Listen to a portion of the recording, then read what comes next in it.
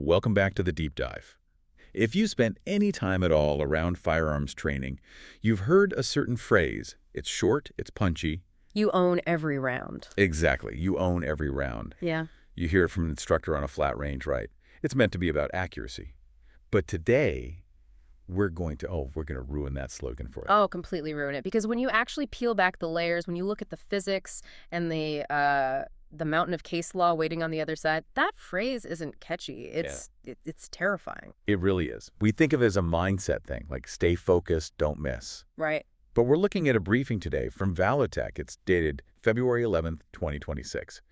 And they're not talking about mindset. They're talking about liability. And specifically, the liability gap. It's the nightmare scenario. You're in a life or death situation. You are 100% legally justified in pulling the trigger. The bad guy has to be stopped. Exactly. You take the shot. But then physics happens. Physics happens. Maybe you miss. Or, and this is the one that gets me, maybe you hit the bad guy perfectly textbook shot, but the bullet just doesn't stop. And that's our whole mission for this deep dive, navigating that gap between why you shoot, which is self-defense, and what happens next. Because the Valortech briefing makes this very loud, very uncomfortable point right up front. Which is? Justification for the shot does not equal immunity for the result. Wow. That's the bumper sticker right there.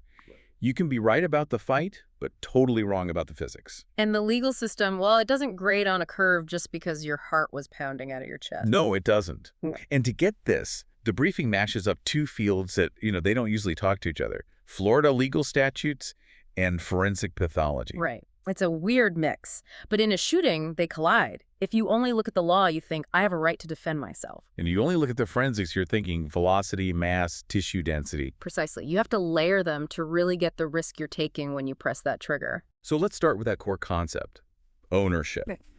The source uses this phrase that just feels so heavy. The shooter owns the trigger press. And it's not philosophy, it's legal doctrine. Think about it.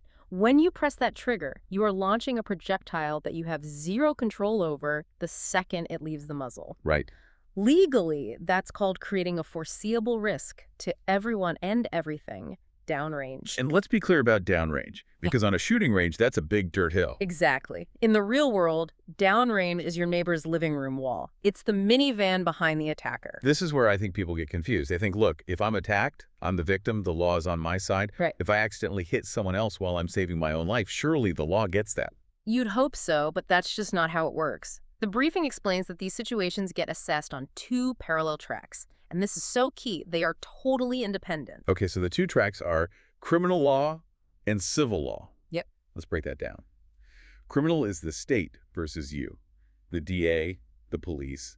This is about jail time. Correct. On the criminal track, the question is, did you commit a crime? So if you shoot an attacker, you're arguing it was justified self-defense. If the cops and the DA agree, you likely won't be charged with murder for shooting the bad guy. So you're in the clear. For the bad guy, maybe. But if that bullet hits a bystander, now the prosecutor is asking totally different questions. They're looking at your conduct toward the innocent person. Was it reckless? How do they define reckless there? I mean, a gunfight feels like the definition of reckless. Well, legally, it's a specific standard. It means you were aware of a huge, unjustifiable risk, and you just disregarded it. So if you fire into a crowd to stop one guy... A prosecutor could argue, sure, you could stop him, Correct. but you couldn't play roulette with 6 other people's lives to do it. That's the argument. So you could be cleared of shooting the attacker, but then charged with involuntary manslaughter for hitting the bystander. Wow. Okay, that's a scary thought. But let's say you get through the criminal part. No charges. You're not done, are you? Not even close. You might be entering an even darker forest. That's the civil track. Private lawsuits, the bystanders' families suing you for everything you have. And in civil court, the bar is so much lower, they don't have to prove you were reckless. All they need to prove is that you were negligent. Negligence. It sounds softer than manslaughter, but I bet it can hit just as hard financially. It's a sledgehammer. Negligence is just 4 things: duty, breach, causation, damages. Did you have a duty to be careful? Did you breach it? Did that cause the injury? And who decides if I was being reasonable? And jury. And not a jury of your peers in the tactical sense. It's a jury of, accountants and teachers, people who might be terrified of guns. People who have never felt that adrenaline dump at 2 in the morning in a dark parking lot. Exactly. The briefing notes that these juries, 3 years later in a quiet courtroom, ask very practical questions like, was there a safe backdrop? Were innocent people visible? I could just hear the lawyer. Mr. Smith, you saw the playground behind the attacker, didn't you? Why couldn't you wait 2 seconds? And in a civil case, I was scared for my life. Doesn't always answer that question. Okay, so the briefing then zeroes in on Florida law, which is interesting because Florida is seen as having really strong self-defense laws. It cites statute section 7766.032. Right, the stand your ground immunity statute. Yeah, and it sounds like a get-out-of-jail-free card. Right. It says it provides immunity from criminal and civil action. So if I'm justified, I'm immune. End of story. Right. Well, it is very strong shield, but it is not a force field. The briefing makes a crucial distinction here. That statute is not a blank check for unsafe shooting. So what's the loophole? How does a lawyer get around immunity? They attack the definition of permitted conduct. The immunity only applies if your actions were permitted under the law.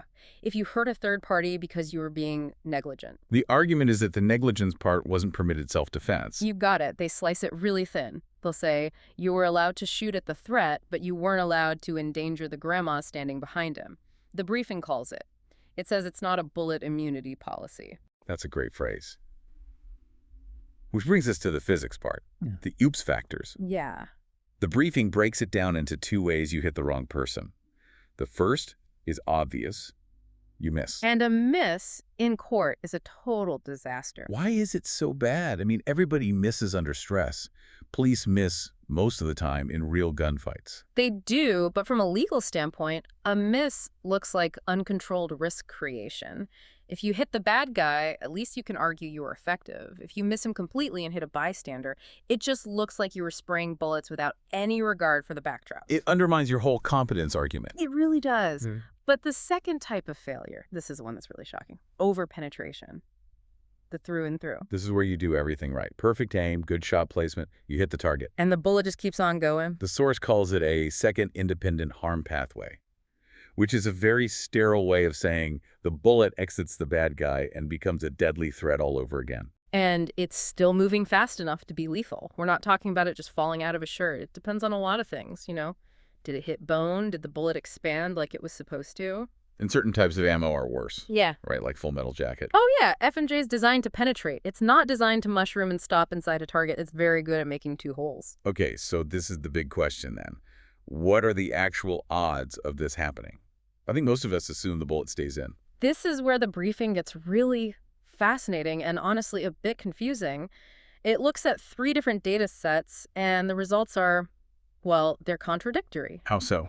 Well, first off, there's no single universal percentage. It totally depends on who you're looking at. Okay, so let's get into the numbers. Give me the bad news first. Let's start with dataset A. It's a review of handgun fatalities from autopsies, 2010 to 2020.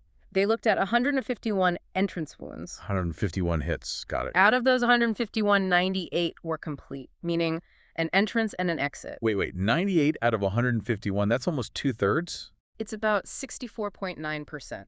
So in that study of fatal wounds, there was a 65% chance the bullet went all the way through. That is so much higher than I would have guessed. Maybe 20% tops. Hold on. Dataset B, another study also on fatal firearm deaths. In this one, they found exit wounds in 73.33% of the victims. 73%. So if we're looking at fatal shootings, overpenetration isn't the exception, it's the norm. It seems to be yes. If you shoot someone effectively enough that they die, the data suggests that most of the time that bullet is coming out the other side. So the lesson is assume the bullet will exit. Well, here's the twist. Dataset C. Knew it was coming. This dataset is from a non-fatal trauma registry. These are people who were shot but survived. Okay, survivors. In that group, 75.5% had a retained bullet fragment. The bullet stayed in. Hold on. In the fatal group, 73% exited. In the survivor group, 75% stayed in. That's a complete reversal. It's a mirror image. It's bizarre. What? I mean, what's the connection? The briefing suggests a few things. Fatalities might involve more powerful weapons. But also, think about shot placement.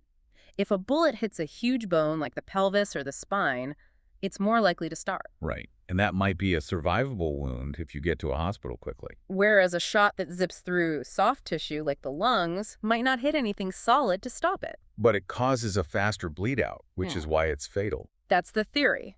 The correlation is complex, but the data split is undeniable. But from the shooter's perspective, this is a nightmare. Because you can't possibly know which data set you're creating in that moment. You can't. You can't pause the gunfight and say, okay, let me calculate the odds of exit based on his body mass index and my muzzle velocity. It's impossible. And that uncertainty leads us right back to the courtroom. If you can't know, what does the law expect you to do? This is the legal trap. It's a concept called foreseeability. Since the statistics show that bullets often exit, 65–73% of the time in fatal encounters, a prosecutor is going to argue that an exit wound is a foreseeable event. So you can't just claim it was a 1 in a million freak accident. Exactly. You can't say, Your Honor, who could have known? They'll pull up dataset B and say, actually, the data suggests you should have known it was a strong possibility. And if you should have known, and you fired anyway with people behind the target. That's the definition of negligence. The briefing mentions the logic from a case, Cook v. Hunt. It says a defender isn't liable for an accidental injury if, and this is a huge, flashing if, they were not negligent. The entire case just balances on that one little word. It really does.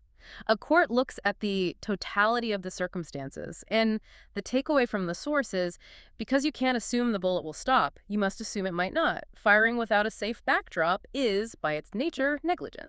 This completely changes the mental image of the good guy with a gun scenario. We all picture the hero stopping the threat. We don't picture the hero's bullet going through the threat and hitting a kid in the Cinnabon line. And that is the terrifying reality of owning the round.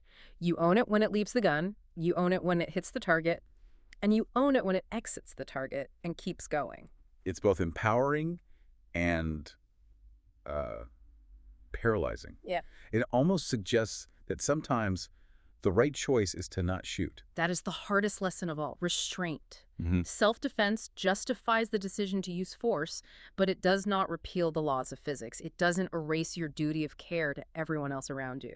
So for our listener, what's the practical takeaway? How does this change your mindset if you carry a firearm for defense? It has to change your situational awareness. It's not just who's a threat or Yeah. where's the exit. It's constantly asking, if I had to shoot right now at that threat, where would the bullet go? What's my backstop? Always. Is that drywall? Yeah. Is that glass? Are there apartments on the other side of that wall? You have to start seeing the world in 3 dimensions, not just as a flat target. Shifting from a 2D range mentality to a 3D world mentality. That's it. And understanding that those immunity laws, like in Florida, they're there to protect reasonable people. They are not a permission slip for recklessness. I just want to circle back one last time to that number. That 73% exit rate in fatalities. It's the one that sticks with you, isn't it? It really is. Because in a defensive shooting, you are shooting to stop the threat, which tragically often means a fatal encounter. That's right. You aren't shooting to wound. You're shooting to stop an imminent, deadly threat. So if you are successful, if you do exactly what you've trained to do, and you stop the threat for good, there is a nearly 3 in 4 chance your bullet is now an unguided missile headed for whatever was behind him. That's what the statistics show. If you win the fight, you're probably dealing with an exit wound. So think about where you are every single day. The grocery store aisle, an office building, a parking lot. If you were forced to act and you knew there was a 73% chance your bullet would keep going, would you take that shot? It forces you to ask a really hard question. Do I actually have control of this situation? Or am I just taking a gamble with other people's lives? If you can't control the bullet after it hits the target, maybe we need to redefine what control even means. Couldn't said it better. This has been a heavy one, but a really necessary one. We talk so much about rights, but this is all about the responsibility that comes attached. We're 2 sides of the same coin. You can't have one without the other.